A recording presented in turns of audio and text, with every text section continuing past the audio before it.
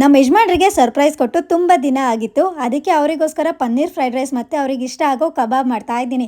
ಅಷ್ಟರಲ್ಲೇ ಅವರು ಬಂದ್ಬಿಟ್ರು ಮನೆಗೆ. ಬೇಗ ಬಂದಿದ್ದ ತಪ್ಪಿಗೆ ನೀವೇ ನನಗೆಲ್ಲ ಹೆಚ್ಕೊಡಿ ಅಂತ ಅವ್ರ ಕೈಲೇ ಹೆಚ್ಚಿಸ್ಕೊಂಡೆ. ಇನ್ನೊಂದ್ ಕಡೆ ಪನ್ನೀರ್ ಡೀಪ್ ಫ್ರೈ ಆಗಕ್ಕೆ ಇಟ್ಟಿದ್ದೆ. ಆ ಗ್ಯಾಪ್ ಅಲ್ಲಿ ನಾನು ನಮ್ಮ ಯಜಮಾನ್ರು ಜೊತೆಯಲ್ಲಿ ಜೊತೆಯಲ್ಲಿ ಸಾಂಗಿಗೆ ಒಂದೆರಡು ಸ್ಟೆಪ್ ಹಾಕಿದ್ವಿ. ನಮ್ಮ ಯಜಮಾನ್ರು ನನಗೆ ಫ್ರೈಡ್ ರೈಸ್ ಹೇಗ್ ಮಾಡೋದು, ಏನೇನ್ ಎಷ್ಟೆಷ್ಟು ಹಾಕ್ಬೇಕು ಅಂತ ಎಲ್ಲ ಹೇಳ್ಕೊಡ್ತಿದ್ರು. ಇವ್ರಿಗೆ ಇವತ್ತು ಸರ್ಪ್ರೈಸ್ ಕೊಡಕ್ ಆಗ್ಲಿಲ್ಲ, ಆದ್ರೂ ಒಟ್ಟಿಗೆ ಅಡ್ಗೆ ಮಾಡಿದ್ವಲ್ಲ, ತುಂಬಾನೇ ಖುಷಿ ಆಗ್ತಿತ್ತು. ನಾವು ಪನ್ನೀರ್ ಫ್ರೈಡ್ ರೈಸಿಗೆ ಮಸಾಲೆ ಅಥವಾ ಸಾಸ್ ಏನೂ ಹಾಕಿಲ್ಲ, ಸಿಂಪಲ್ ಆಗಿ ಮಾಡಿದ್ವಿ. ತುಂಬಾನೇ ಚೆನ್ನಾಗಿ ಬಂದಿತ್ತು. ಕ್ರೆಡಿಟ್ಸ್ ಎಲ್ಲ ನಮ್ಮ ಯಜಮಾನ್ರಿಗೆ ಸಲ್ಬೇಕು. ಹಾಗೇನಿಲ್ಲ ಮೇಡಮ್, ಇಬ್ರು ಜೊತೆಯಾಗಿ ಸೇರಿ ಅಡ್ಗೆ ಮಾಡಿದಕ್ಕೆ ಅಷ್ಟೊಂದು ಚೆನ್ನಾಗಿ ಬಂದಿದ್ದು. ಸರಿ ಪತಿ ದೇವ್ರೆ, ನಿಮ್ಮ ಸ್ನೇಹದಲ್ಲಿ ಕಂಡ ಆನಂದ ಮತ್ತೆ ಎಲ್ಲೂ ಸಿಗಲಿಲ್ಲ.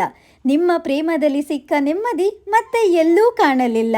ನೀ ತೋರಿದ ಮಮತೆಯಲ್ಲಿ ತಾಯಿಯನ್ನು ಕಂಡೆ, ನೀ ತೋರಿದ ಅಕ್ಕರೆಯಲ್ಲಿ ತಂದೆಯ ಒಲವನ್ನು ಕಂಡೆ.